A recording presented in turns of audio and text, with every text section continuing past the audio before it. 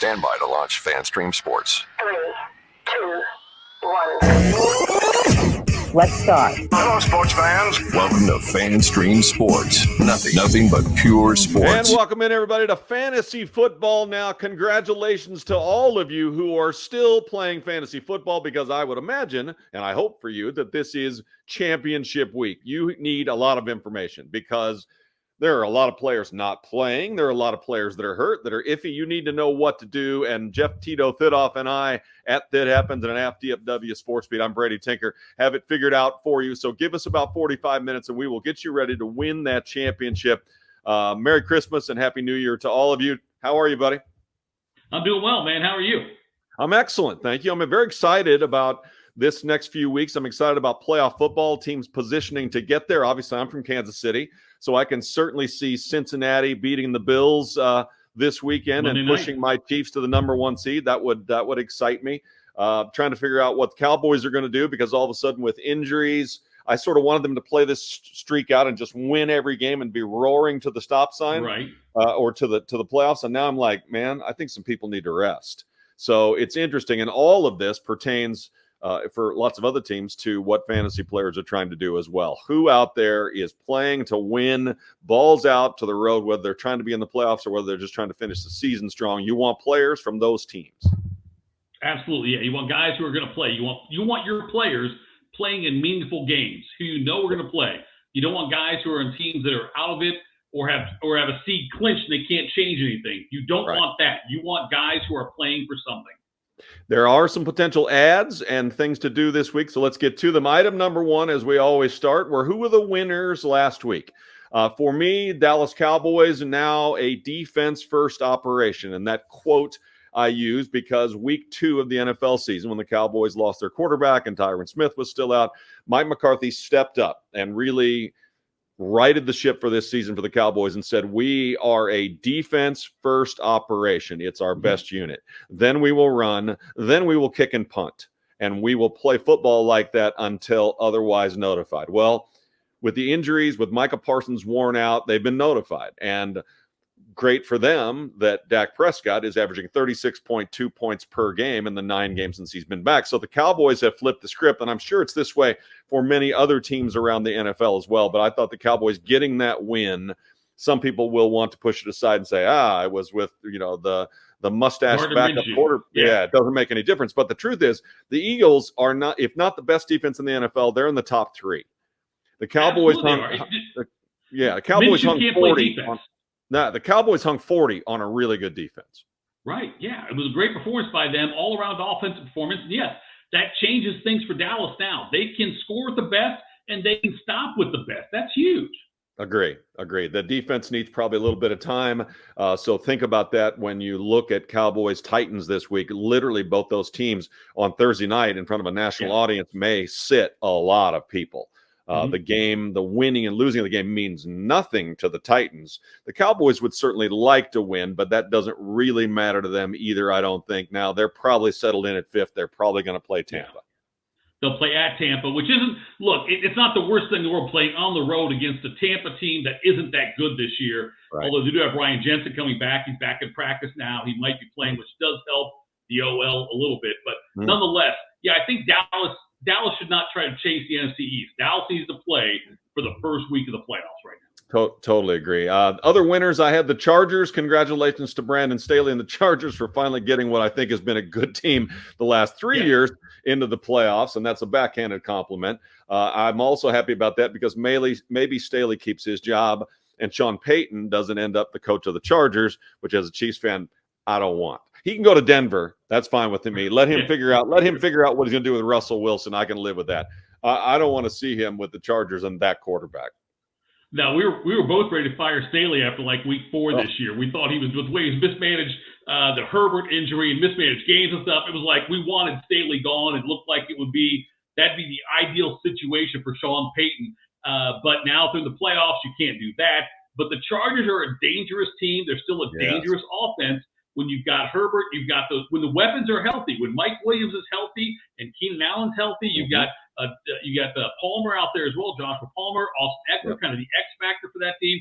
This team's got a lot of weapons that when they're healthy on defense, by the way, also really good. Bosa back at practice. That's huge. Don't have it in front of me, but I believe when I peruse, they haven't given up more than 20 points except once in the last 7 or 8 weeks too. So we as fantasy players, right? We as fantasy players look at the Chargers and see all of what you just said and say that quarterback and those guys are scary. But the truth is they don't really run it very well. They're mostly a dink and dunk team, but they can be better. But that defense is pretty darn good, right? That defense is what we thought it was going to be at the beginning of the season, truthfully.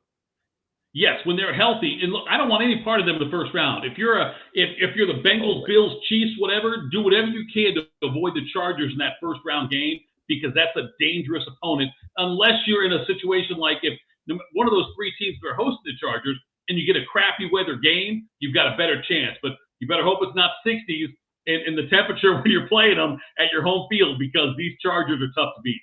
No doubt. And then my last winners, I wrote the Rams down. I mean, they scored 50 in an oddity against what I believe is a pretty good defense that just literally gave up on their coach. The big news for fantasy players is Akers is finally back after what is almost 2 years. If you had Akers on your roster and you played him last week or the last couple of weeks, then good for you. The patience of Job you must have had, or you were in a 16-team league and you didn't have any choice. But Akers is back. The Rams get a little bit of, I don't know, whatever, a little bit of Baker and 51 points. We get a post-Christmas Job reference. If you had that on your bingo card for Fantasy Football Now, I'm going to put an X on that one. I don't know. We get in a situation where, did they score 51 or did the Broncos just give up 51? It's a little bit of a difference there. I'm not sure which it is. The Broncos giving up on their coach, the former coach now, much more likely to me. It's hard for me to fathom a Baker Mayfield-led team scoring 51 against a decent Broncos defense. I tend to think it's more the Broncos gave up 51. And we'll get to this. But if you have Kansas City players and you're wondering if McCole Hardman plays, right, or other players that are fringy for the Chiefs could use a breakout game for their quarterback to cinch MVP, for their own confidence going forward because they know the Bills in Cincinnati have their number. What do the Broncos pose to Kansas City after getting their coach fired, right? Do they gather together and say, finally, we got that son of a bitch out of here. Let's go play hard. Or is the season over? I can't figure out what I think the Broncos defensively will do next week. I don't know who the leader is on the Broncos. I can't, if you had somebody in there who's like a Ray Lewis or a Peyton Manning type person who could rally that team and say, look, we're gonna finish this way. But I don't know who on the Broncos. It's not Von Miller, obviously. I don't know who on the Broncos is a leader on this team that could get them to rally to play respectably the last couple of games. I don't see that person. They're not going to take Russell Wilson seriously. He shouldn't even try. That's a good point. That's a very good point. Item number 2, the losers are the Broncos because they gave up 51, or are they because it was time? I don't know. I don't know. I guess if you give up 51 and you look like you rolled over, then as an owner, you fire the coach. I think I would have let him go through the end of the year. I don't know. I don't really get all of that stuff. But the Sean Payton courting certainly begins here for the Broncos who are looking to flip the switch. And between you and me, it's a separate topic from fantasy. If I'm the Broncos, I am finding the coach who comes to me and says, this is what you do with Russell Wilson. We will build an offense and a structure of an offense, and we will look at what it was that Seattle did. Obviously, they ran the ball very, very well, et cetera. They got a couple of dynamic receivers, which he has in Denver, and this is what we're going to do to give you at least a few good years out of Russell Wilson because, oh, my God, are you tied to him? Yeah, either you can get an established coach, or you have to go the other route and get somebody who's either trying to build his way back up or is trying to be a coach for the first time. And I feel like an established coach wouldn't want the Broncos' job. I don't think Sean Payton would want the Broncos' job unless he truly, 100% thinks I can rehabilitate Russell Wilson. Right. Russell Wilson, you had the debate, did Brady make Belichick or did Belichick make Brady? We're not sure on that one still. But we do know Carroll right now, it looks like Pete Carroll made Russell Wilson. Russell Wilson did not make Pete Carroll. And so you've got to have that kind of confidence if you're going to take that job. I don't think it's an attractive coaching job for someone like Sean Payton or someone who's had experience and success somewhere else. It seems to be more like a job of somebody who's going to be an offensive coordinator somewhere else who can come in and say, look, this is what I can do to rehabilitate and make Wilson great again. I'm going to take a chance, but you better get guaranteed years on your deal because they just fired Hackett without one full year. So if you're coming in, you better get like a multi-year guarantee to take that job. I agree with that, because if you get 2 years into this and Russell just doesn't get any better, then all of a sudden they've got to swallow a massive financial pill, and you don't want that to all be on you. I'm with you. And the last losers group that I wrote down was the Commanders, and stay with me here. I think that they've had an amazing season playing through all that's flying around them. Robinson gets hurt preseason, machine gun and all of that stuff. And they've flipped quarterbacks. Heineke has sort of held them up. Their defense is pretty damn good. But I think they're losers in this situation because they're going back to Carson Wentz. And I just think we've seen this too often. I anticipate, based on what he's done in his career, Carson Wentz plays very well this week against Cleveland. And then absolutely shits the bed in week 18 at home against the Cowboys. That's what I would anticipate. And it makes me feel badly for Commanders fans. Badly for Commanders fans. I absolutely expect Carson Wentz to be Carson Wentz in week 18 against Dallas. Yes, I think you said the perfect script. That's what it'll be. A decent game week 17 and a win, and then just absolutely lays down in week 18 and the Cowboys dominate.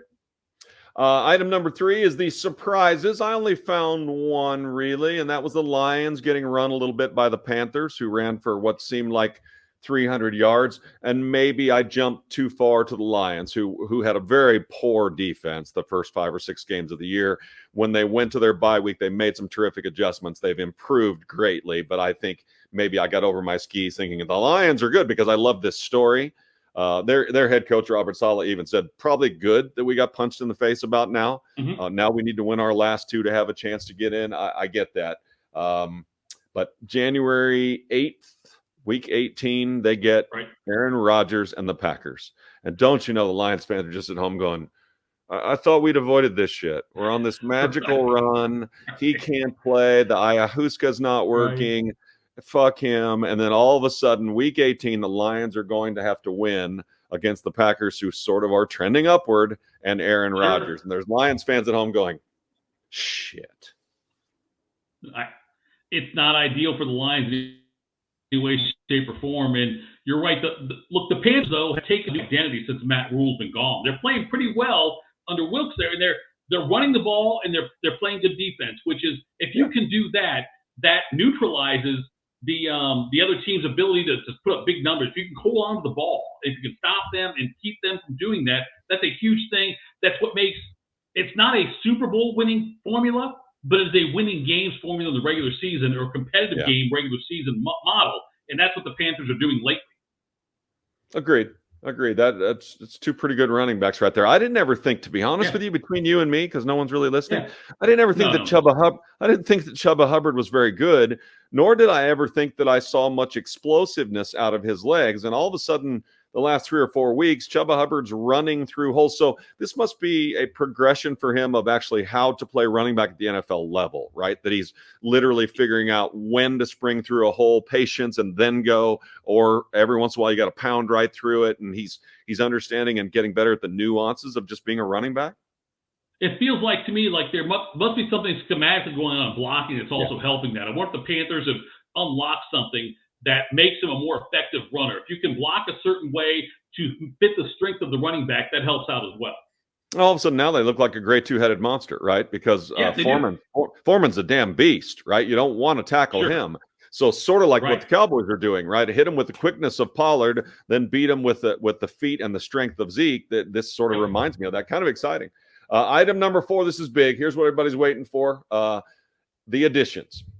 So we start with Malik Davis in Dallas, and since that one's in front of me, averaging 4.6 yards a carry, does have a touchdown, hasn't had many carries, but when Malik Davis plays, he hits the hole hard. He punishes people. He's got all of about 30 carries. So Malik Davis is fresh as he can be. Going to Tennessee, and we'll decide whether or not he needs to be in the lineup or not. Going to Tennessee, they're a pretty good defense. They're a proud team. They're not wanting to get run in their 6th straight game and then go to Jacksonville and try and win the game of the year. But I do like Malik Davis. Add him and then watch and see what happens. So your boots on the ground there in Dallas. And now I want to ask you this because Zeke had a lot of success, obviously, early on in his career. And Pollard's had a lot of success the last year and a half or so. And now you've got Davis in there having success. Is is it because of the OL and because of the way they coach, or is it the talent? Like, which one would have a little more? I'm not saying it's not going to be 100% one way or the other, but do you give more of a credit to the OL and to the coaching, or to the running back talent? That's a good question, because I don't know how good I think Malik Davis really is. So that's the one I'll focus on for a minute. I do think we've all been asking for more Tony Pollard for 2.5 or 3 years. Zeke got a little danged up, and really kind of happened because it had to happen, and then they just couldn't push it back. I think this year they've gone to a lot more zone blocking, and that has that was McCarthy and company and the offensive line coach saying, based on the mishmash that they had at the beginning of the year, right, of who's going to play offensive line. Tyron Smith was out. We didn't know if we trusted Steele at right tackle. What the hell are we going to do, right? We got an all-world right guard, and I'm not sure what else. So they flipped, and they went zone blocking, and it really seemed to take from the beginning of this year. In a broader sense, the Cowboys' offensive line has been really good, right? They've had 3 Pro Bowlers a year a lot of times in the last 5, 6, 7, 8 years, quite often. So I think when Zeke got here, the offensive line was at a premium. His first 3 years, when he was just shot out of a cannon and jumping over people, and that was him and a really good offensive line and a quarterback who was young and too stupid to know that he should be afraid. He became afraid later, but he was too stupid to know it in his first couple of years, and they just went, and Zeke went. But now I think this year the schemes are better. They're understanding things better. The offensive coordinator maybe is on the same page. I just think it's all come together this year because of slight changes in how they are being coached, to be honest with you. Okay. Yeah, I wondered, like, if you dropped a Dearness Johnson from Cleveland on that Dallas roster, would he be as successful as Tony Pollard has been? Yeah, I don't know the question of that, and I'm not astute enough, and I haven't asked this question of running backs. How different is it to be patient, I believe, more patient, and run with zone blocking as it is to man-to-man blocking when you're supposed to hit that hole hard? Is that an adjustment, or is that something running backs have been doing their whole life, and it's an easy flip of a switch of this or that? I don't really know the answer to that. So if you say, does someone else come in from another team, my first thought was, well, how does he like zone blocking versus, a body on a body? Sure. So I'm not sure about the answer to that question. Other additions, we'll stick with the Cowboys. Noah Brown is a favorite of Dak's. CD might be another good person to not play very much this week because he has ascended finally to true number one status in my mind, 400-yard games in his last 7. He's not running bad routes. He just seems to be completely engaged and really seems to emotionally believe that he's now a number one. I think there was pushback when CD got to Dallas of, I don't want to wear 88. Honestly, his agent called him. He doesn't want it. He doesn't want it. And that was as honest as they could be. And even early in the season this year, where there were times when I would say, he doesn't want it. He doesn't want Cooper to be gone. He wants Cooper to be here. And he, blends in, and maybe he gets close to number one numbers, but 170 passes coming his way, and everyone's saying, we're just going to throw it to you no matter what. He was like, I'm not so sure. He's sure now. So it would not surprise me if you sat CD a little bit. Noah Brown is a favorite of Dak's. Might be a really good ad this week. Is a dependable guy, and someone's going to catch some passes in this Titans game. Yeah, I agree. It's a short week. And so another thing where it's like you've got to kind of look, Dallas is not going to win the NFC East. They're not going to win the East. They aren't going to get the number one seed. They're pretty much locked into where they're going to be. So don't take chances.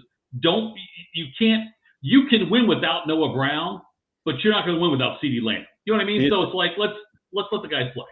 Had an interesting thought, and I'm probably wrong too, but after last week, and it was 2 plays, do the Cowboys look at T.Y. Hilton right now and go, damn, that could be something genuinely impactful? He hasn't played a lot. His legs are fresh. He's still fast. Do they look at themselves and say, honestly, maybe T.Y. already ranks slightly above Noah Brown? Because as much of a gamer as Noah Brown is, he's a little plodding. He's a little, sort of exactly where he's supposed to be. There aren't many big plays coming. And for a team that looks like all of a sudden now the big plays are coming with Pollard, CD, and now T.Y. I was just a thought I had. I wonder if you're this week, my point was, are you protecting T.Y. a little bit this week? I was going to say, I think the threat of T.Y. is probably much greater than the production of Noah Brown. That's kind of what I was I think that's where I think that, you want to have, I think you want to have that out there. I'm not saying he's a decoy, because T.Y. Hilton's better than a decoy. Yeah. But the threat of what he can do is what makes him really valuable. I agree. Carson Wentz is an ad, because based on what we all know, this week against the Browns, with 9 weeks to prepare, Carson Wentz probably has a pretty decent game this week. It's next week that we're worried about. But I wrote Carson Wentz down as an ad versus the Browns. I think that Browns defense should be kind of better than it is. They played some decent games, but it will not surprise me if Wentz and Washington play very well this week against the Browns. Cleveland's eliminated from the playoffs now. They sat Myles Garrett the first series of the game last week. No one ever said why it was yet. It's a disciplinary team issue. I think it's a team decision, I think, is how it was phrased by Stefanski. But they never really said why. This Browns team, it's a lost season. It's what it is. So, I'm not saying they're going to necessarily roll over, but I don't think the motivation is there, and it could be a decent game for Carson Wentz. I hope you're not streaming quarterbacks at this point. Yeah, good point. And I wrote a couple down just in case you were. If you are and you're about to win a championship, fucking A, I want to shake your hand and have a beer with you. Jalen Hurts would probably be the one, right? Jalen Hurts being hurt right now, and Tua, who is now out for week 17. If you relied on those guys all year long, then yes, you need to pick up somebody like this. Right. I don't know. Number 5 on my list, Isaiah Hodgins, we've been talking about, of the New York Giants, is a favorite of his coach. Last week got 12 targets. Richie James got 11 targets, and the Giants are probably going to struggle to run in this game at Indy, yet desperately need to win. I don't know how successful they're going to be, but Daniel Jones threw for a lot of yards last week and pulled out all the stops. I anticipate the same thing. Choose one or choose them both and guess, but Isaiah Hodgins is a pretty good player, and opportunity for both he and Richie James are going to be thick. They are. And if you're injured at quarterback, Daniel Jones, decent option this week. Yeah. You're going against Indy. He's going to throw the ball a lot. He does have people he likes to throw to that he has confidence in. So Daniel Jones, not a bad option also. Not to mention legs. He can run out of there when you give him a spot. You're right. Other ads, maybe the Cowboys defense. This was an interesting one, because I'm sort of saying I think the Cowboys need to rest Micah Parsons, probably Tank Lawrence, and some others. On the other hand, they're going to Tennessee to play a Titans offense with a very poor backup quarterback, probably no Derrick Henry, no wide receivers to speak of, in a game that in some ways could see the Titans scoring 3, 6, 9 points total. If that happens, the Cowboys are probably a pretty good defense this week. And plus, the Cowboys think they have something to show themselves. I got a stat for you: 126 passes thrown in the last 3 games against the Cowboys defense, which is second in the NFL in sacks. They have 1 sack. The Cowboys have 1 sack in the last 3 games. Tennessee rookie quarterback coming off a short week there with Malik Willis. I think that it's a short week to prepare for Dallas's defense, which is really good. Even if Dallas's stars don't necessarily have a huge impact, they've still got some depth there, and their defensive scheme is going to present problems for him. I know Henry practiced on Tuesday. Not sure he practiced today or not. We'll see what happens then. But nonetheless, look, the Titans know that Week 18 is what matters for them. This game does not really matter for the Titans. Week 18 is what's going to matter for them. They win that, they're in the playoffs. They lose it, they're out. So even if Henry plays, he might be limited. They might be smart to say, we're going to sit him on a short week and let him get the extra rest, get him ready for Week 18 against Jacksonville.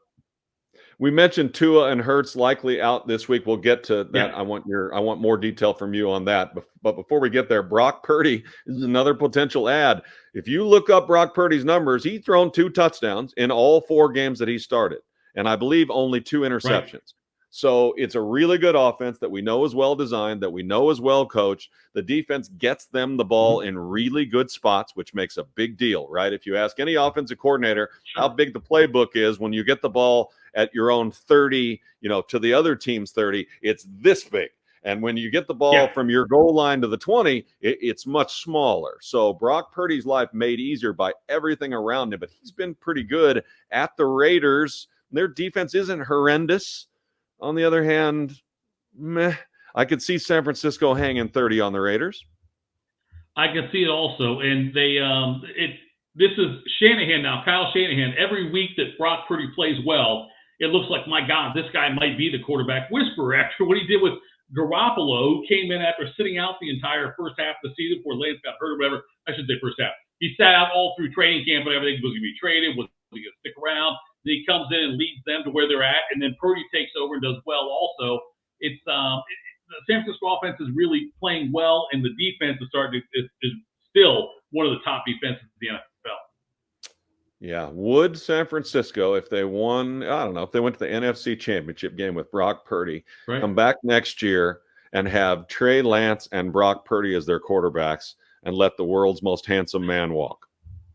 I think they would. If they can get that far, I think they would. Purdy was the Mr. Irrelevant, last pick in the draft. He is cheap as hell. You could put him and Lance together, and their combined salaries would be a lot less than a lot of the number ones and number twos for every other team. So, and then let them battle it out and see what happens. The draft capital you spent to get Trey Lance, it's already gone. You've got to look at it, whatever it is. If he's great, if he's terrible, it's already gone no matter what. That draft capital is gone. Pick the quarterback that gives you the best chance to win. No doubt, especially when your defense is that good and your coaching staff is that good. All right, more quarterback options in case you lost one of the two that we think are out. Mike White returns for the Jets at Seattle. The Seahawks have given up to 5 of the last 7 quarterbacks have scored at least 20 points.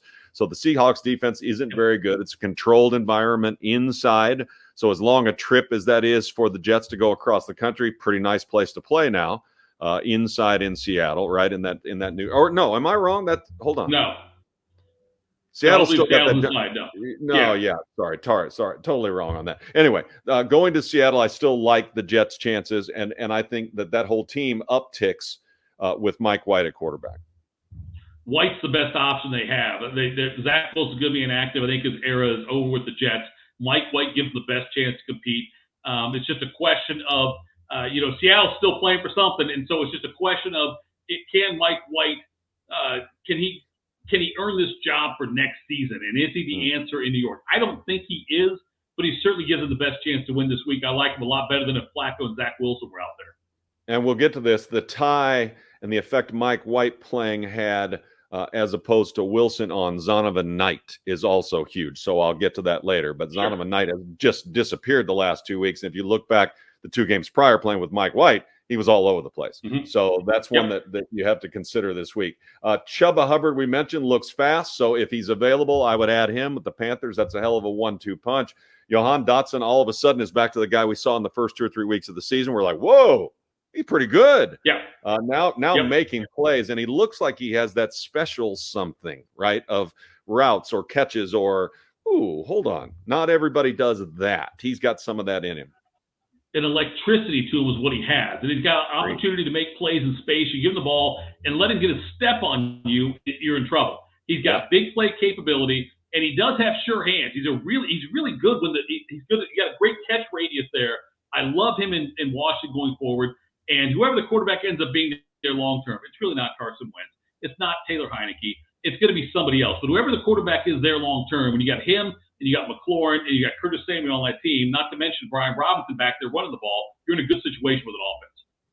Jelani Woods, the tight end in Indy. This one may seem a little strange, but it depends on what you need. 11 catches, 141 yards in his last 2 games. And the thing I like about him is when they get him on the move on some of those little skinny posts down the middle, he can chunk play. And it would not surprise me to see Jelani Woods come out of nowhere and help you if you needed tight end help for some reason. Yep, I think so too. If you're one of those guys who are streaming tight ends, because again, there's been like one really good tight end this year, and that's it. The rest of it up and down all year long. It's certainly an option, I believe, yes. Don't know what Jacksonville's going to do, but they're another team that doesn't really need to do anything this week. So does Etienne sit? And if Etienne sits, is Jermichael Hasty what they're going to do? I initially thought that. Then I go back and kind of look at some stats. I'm like, well, he really hasn't done it all year. He had 6 carries for 65 yards in like week 4. But other than that, his 2, 3, 4 carries that he's gotten here and there have been largely unsuccessful. I wanted to throw that to you and say, what does Jacksonville do if Etienne doesn't play?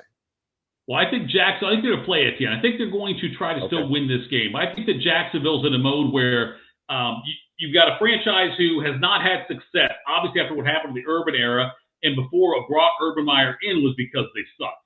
And so they are trying to build a winning culture there, and I think you'll see them go out and play this game to win this game. They don't want to come in and lay down, and not lay down is not the right word. They don't want to come in and give less than maximum chance to win the game and then go into play Tennessee after that, needing a win. I think they want to keep this momentum going for them. I think they all play. I think they all play the majority of the game, and they go out there and try to win this. Yeah, that's a good point. I think you're exactly right now that I think about it. Well said. Zach Moss in Indy is probably an ad. There's a lot of odd things that happen in NFL seasons, especially late when you're like, what the hell's going on? I thought Zach Moss would have success in Buffalo. He never did. When he gets to Indy, there's another guy in Indy that I thought was going to get most of these carries once Jonathan Taylor was out. It's not Zach Moss. And all of a sudden, Zach Moss comes in. He obviously made an impact on them. He's playing, or it's their season's lost anyway. Let's see what this guy's got because he's got young, fresh legs. I don't quite get it, but I think that Zach Moss is playing, and he looks like the guy that I thought he was going to look like in Buffalo. We thought it'd be Deion Jackson. Probably had that big game when Jonathan Taylor was out early this season, had like 140 yards rushing, whatever it was. And Indy right now is desperately looking for a reliable number 2 behind Jonathan Taylor. They can't give Jonathan Taylor the ball as much as they did the first couple of seasons there and expect him to last the whole season. We've seen it now. He can't. It's not a knock on Taylor. A lot of running backs cannot withstand that much volume without getting hurt, and so they need a reliable number 2, and that's what Zach Moss and Deion Jackson are auditioning for going forward. Moss, I agree with you. Great talent. I think he'll be great in Indy, and he's one of those guys. You remember. Nyheim Hines was the guy behind Jonathan Taylor for a while. We all loved him for his value because he was going to be the one to spell JT. And it looks like that's what they're trying to do with Zach Moss right now, is fit him into that role. He's got a great opportunity to do that. It's just strange. Sometimes these things happen, not very often in the NFL, because you would say, well, Zach Moss just got here. He doesn't really know the offense. We're setting up the quarterback to get killed if he doesn't pick up the blitzes. There's 10 reasons why Deion Jackson is the guy, and also the fact that he's had some really good games. So it's definitely him. It's not Moss. And all of a sudden, out of nowhere, oh, it's Moss. And he's not messing anything up, right? He's picking up blitzes. He's doing everything right. These are just the oddities that happen sometimes the last 4 weeks of an NFL season for fantasy players, too, are tough to keep track of. Item number 5, drop the asses. I only wrote down one, and it's because I like to write them down every week. Baker Mayfield is fool's gold. They finish at the LA Chargers and at Seattle. So I do not expect this Rams thing to continue rolling down the road. I want you to play Mike White or Brock Purdy ahead of Baker Mayfield if it's an option, and it probably is. So if you're streaming, as we said, or you've lost Tua or maybe Hurts, I don't want you to consider Baker Mayfield.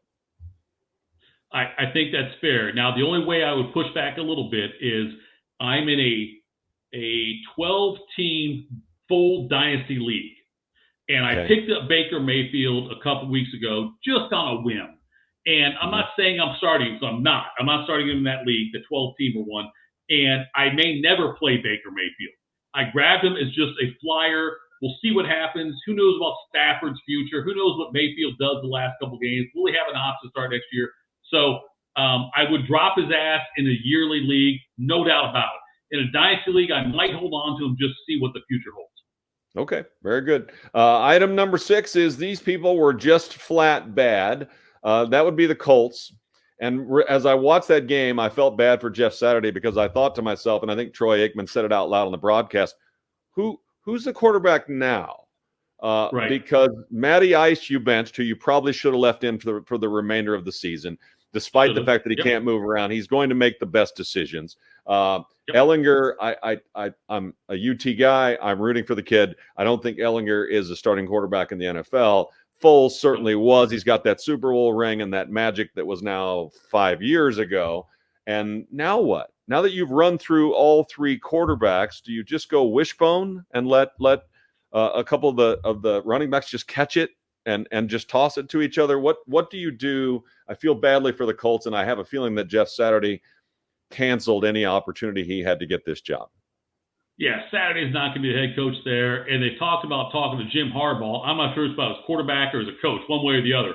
Harbaugh might be back in Indy. We'll see. But the Colts right now, as it sits, would have a top 5 pick in the draft. So out of all the coaching positions, this might be the one that's most attractive, like a Sean Payton, if he can come in and draft a quarterback that he wants at number 5 or wherever they end up in that whole pecking order. But there's not the Colts there's not a quarterback on that team worth starting, worth owning.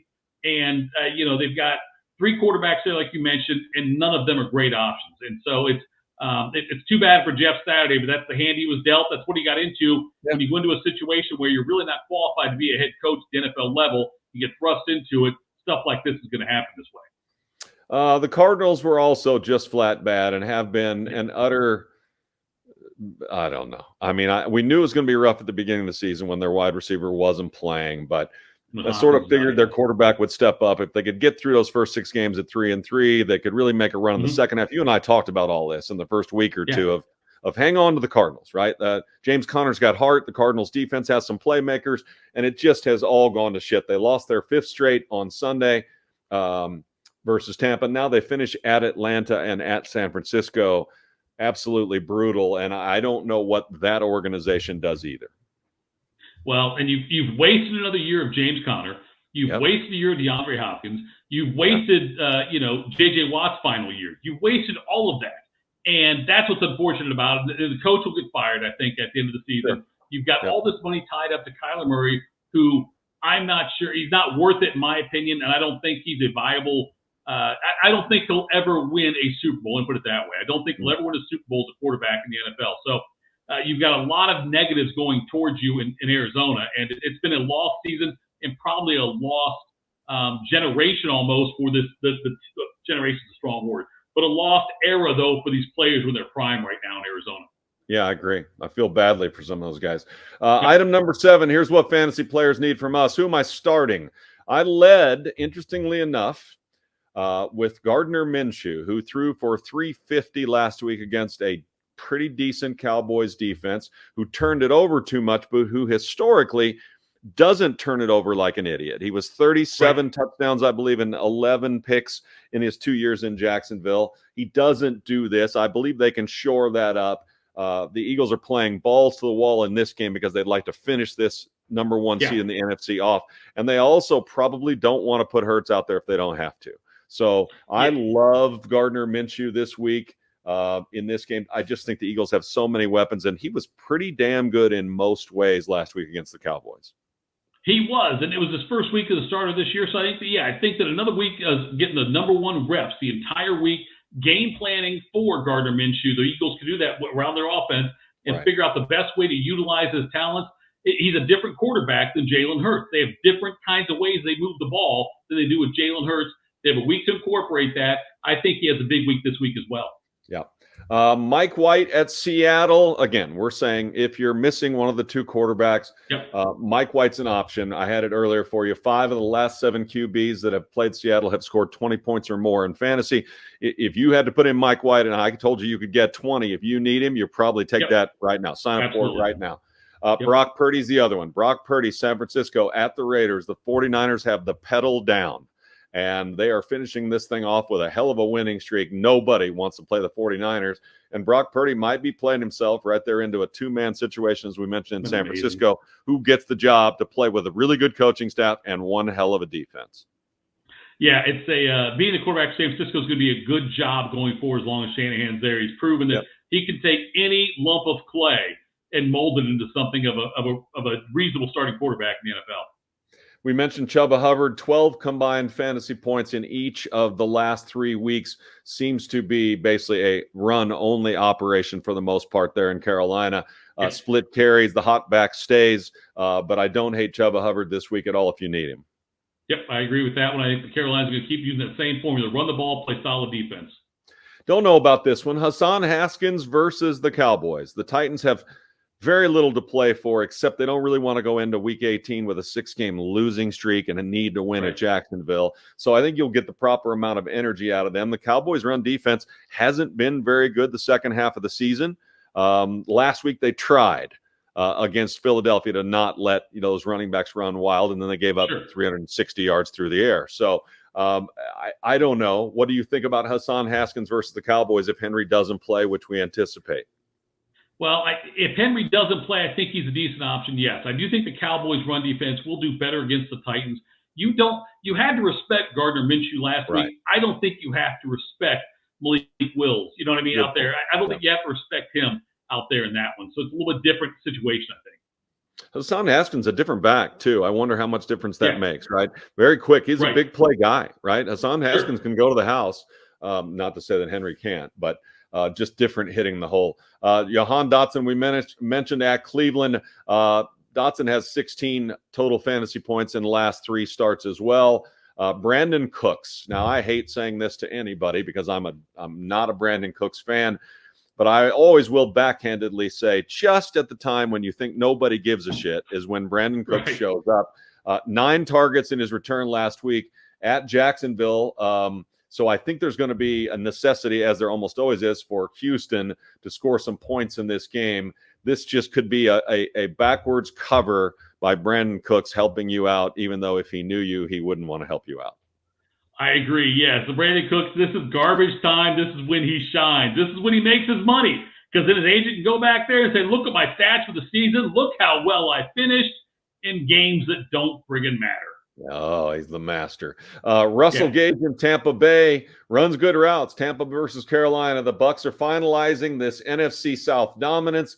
Gage has 3 touchdowns in his last 3 games. If you're of a need. Yes, if you're of a need. I hope you're not. If you're playing right now, and by the way, you better be playing Week 18. This better be the last 2 teams in your league playing right now. And hopefully you've done better than that. But yes, Gage is an option if you're desperate. David Montgomery of the Bears is always someone I like in a heart-only, just the opposite for me, David Montgomery and Brandon Cooks. I think David Montgomery's got the heart of a lion. He doesn't average 5.2, et cetera, et cetera. But in Detroit's last 5 games, he has 3 touchdowns, and he also has 17 catches as well. And they've gotten back to that point where they look around, they're like, just throw it to him. Just give it to him because he cares. He plays harder than shit, and he represents kind of what the Bears have been doing all year. Right? We ain't winning too many, but we're going to come out there. We'll get in a street fight with you. We'll run it. Any of 7 people back here may carry this thing. Which is the personality of Bears offenses that have been successful. They need a Neil Anderson type back there. That's what they need. Someone like that. I'm not going to say Walter Payton. That'd be disrespectful. I'm saying they need somebody like Neil Anderson who just runs hard and goes all the way to the finish line. Right. Cam Akers, 75% of the snaps the last 2 weeks. So if you kept Cam Akers and you've been through this heartache where you're sitting at the dinner table saying cuss words in front of your kids, way to go, because Cam Akers has now shown up. It's all Cam Akers for the Rams. It is. I don't know. I think the only people who held on to Cam Akers consistently, like throughout the season, is probably people in the Akers family, because I can't believe anybody else had the patience to sit through Cam Akers, but if you did, good for you. There's even a chance his mom was like, I can't watch it. I can't do this. No, I'm sorry. I'm picking up someone else. The other guy who's back and who seems to be running downhill because Pittsburgh does what they do is Najee Harris, who had 9 targets. 9 targets versus the Raiders. The Steelers, trying to get to 500, are riding Najee all the way home. Now they are at Baltimore. So maybe it's not this week. Sorry, if you're still playing next week, maybe it's that. But if you're looking at Najee Harris as your option, don't feel badly. This is what the Steelers are going to do, which is what we thought they'd do all year. The Steelers had a lot of success last year when they targeted Najee Harris out of the backfield with Big Ben out there. So I think they'll continue to do that. I think they'll continue to try to get him the ball in different areas. Getting him the ball in space is a good thing. He is definitely a good runner between the tackles, no doubt about it. But if you give the ball a couple yards to work with, he's a lot harder to bring down. Yeah, he's Samaje Perine. Cornerbacks and safeties out there are like, oh, shit. Here he comes. I'm grabbing a foot. The rest of you try and join in. I also wrote Zonovan Knight down, and this has to do with Mike White. So Knight and White of the Jets reconvened together. Mike White was getting him touches, both catching the football and running the football. With Zach, nothing good happens for the Jets and nothing good happened for Zonovan Knight. So they are home versus Jacksonville and at Detroit. I don't know, but I think Zonovan Knight is a sleeper here if you need him. If you're sitting there going, my flex is I sort of trust that Zonovan Knight bounces back here. I trust a Robert Saleh coach team to be better than they were, right? Thoughts about that? Yeah, I agree with that. I think that Mike White's he's the X factor for this when it comes to Donovan Knight. Mike White, if he's out in the game, yes, the stats back it up. Donovan Knight is much more attractive at that point. And I know he's not the long-term answer there, obviously, but you don't need to worry about that. You need to worry about the Week 17 answer. And the answer is yes. Washington will go to do what they like to do. They may use any of three running backs, but Brian Robinson's going to get a lot of carries against Cleveland. They have fallen. Cleveland has to 30th in a fantasy perspective against running backs. So Brian Robinson could have a really good day. And if I'm Washington, I am leading with the run first. That's the only way Carson gets set up to be successful at all. I'm not even sure. I don't think Carson Wentz will be successful no matter how they set it up. And he gives them the best chance, yes, no doubt about it. And Brian Robinson's got the freshest legs. I don't know if that's the right phrase to use after the gunshot situation, but he does have the freshest legs on this. Right. Item number 8, anybody else that we're missing? Because this is what everybody wants. Is there anybody else that you had on your list that you love to start that I didn't bring up? Those were the big ones. I think you've got to look at things like pay close attention to the injuries. Christian Watson this week, I don't think he's going to play. Right. So just, the big thing is to watch on these injuries coming in. Make sure you're getting the latest updated information. Some teams are out of it and guys are going to sit. And they'll announce it when the inactives come out.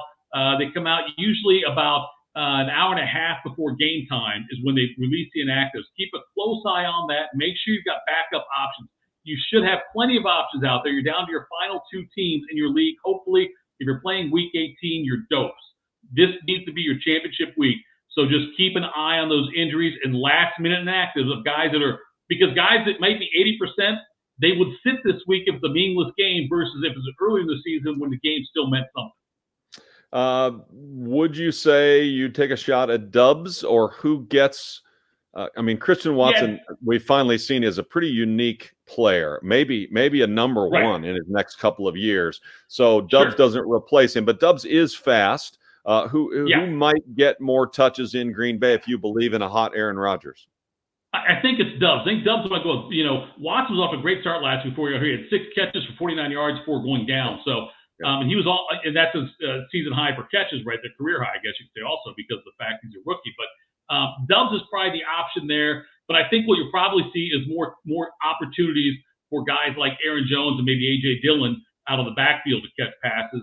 The Packers obviously in must-win now mode. I think they'll spread it around quite a bit with Watson being out, and also Will Dissly, by the way, if you're playing the tight end roulette game, placed on IR, he is out for the rest of the season.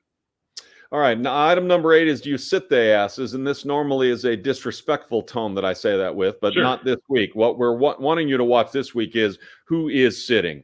I think Derrick Henry sits. Now, there are going to be conversations that people are going to hear of, well, he still has a chance to win the rushing title. He'd probably like to do that, right? He practiced Tuesday.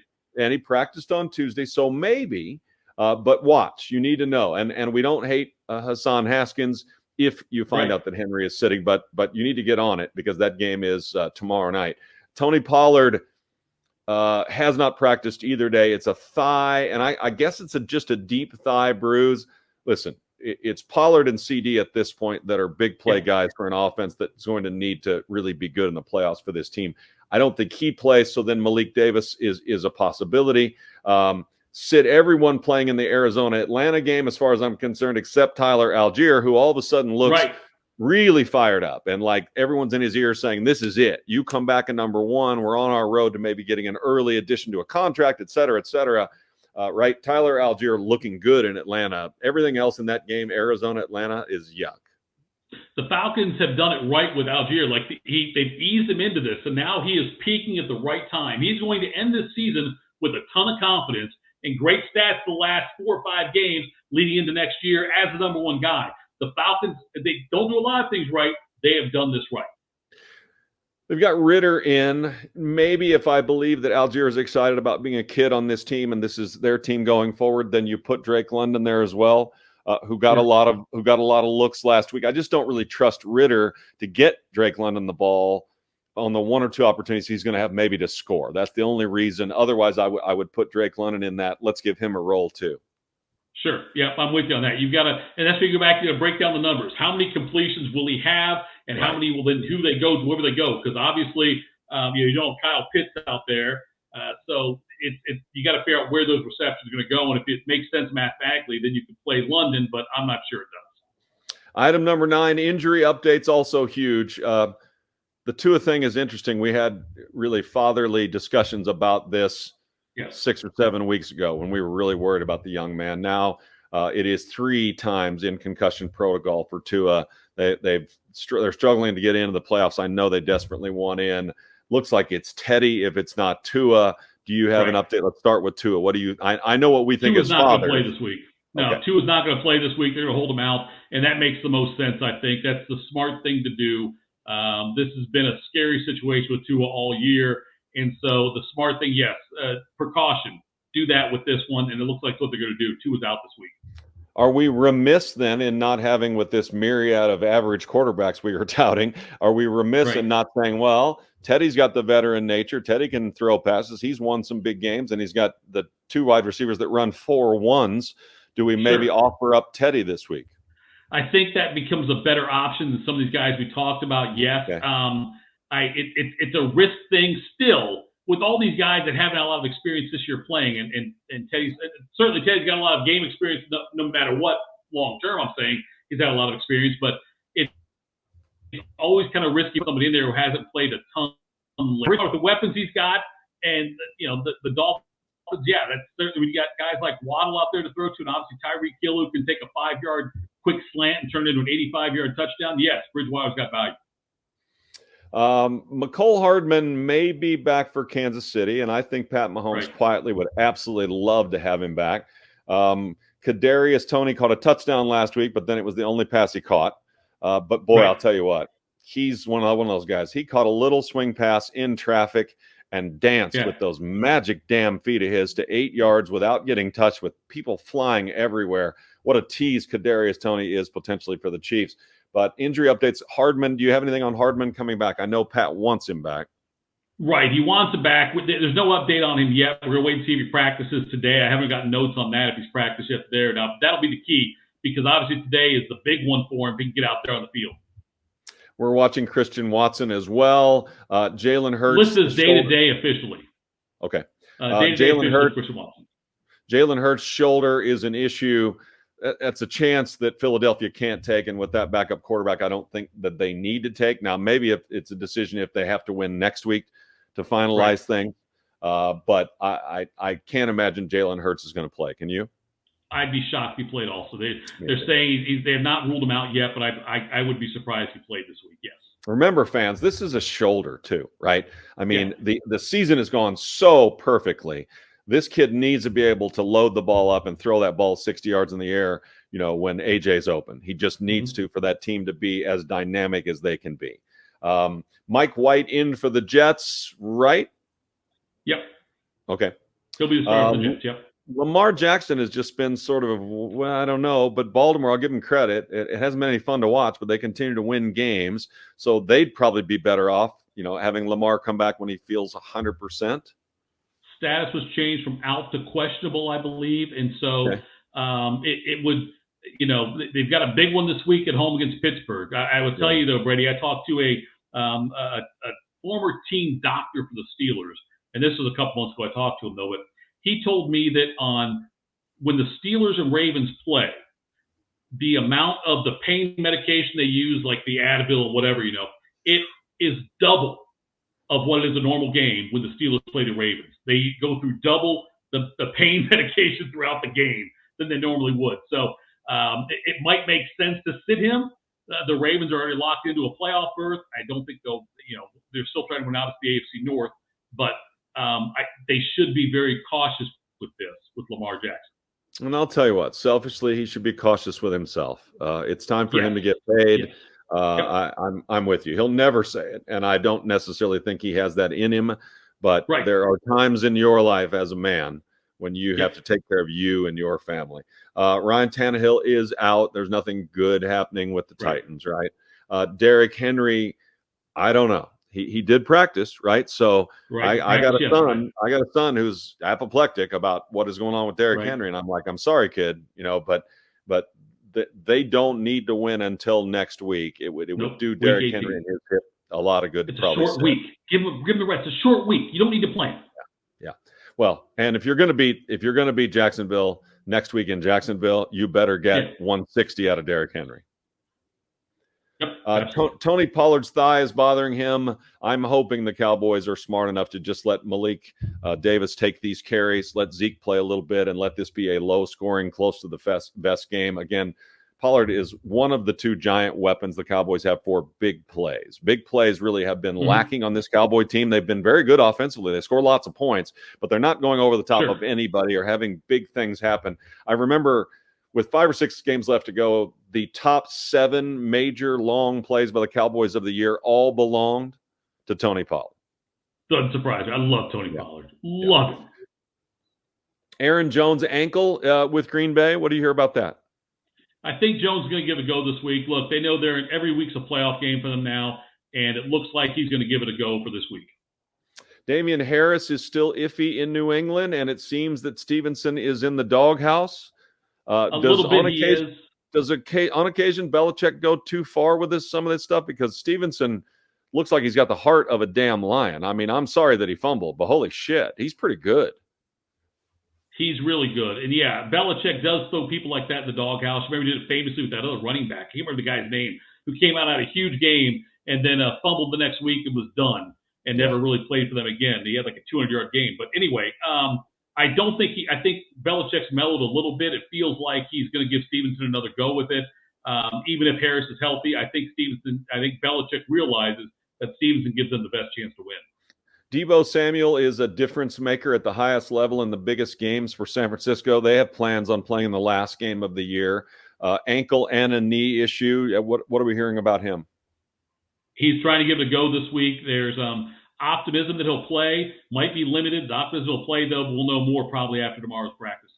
And Tyler Lockett, I'm now hearing, has a really good chance to return for Seattle. That would help his quarterback in that team, and it actually might help fantasy players, not only for Lockett, but that game in Seattle might have some back and forth. There might be some points scored in that football game.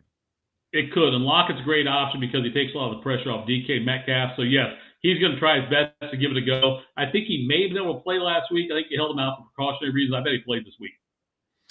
And item number 10 from a couple of old guys who are nostalgic about the holidays, New Year's Eve plans. So I'm going to share that what I'm thinking is I am actually taking my girlfriend to a play on New Year's Eve. Okay.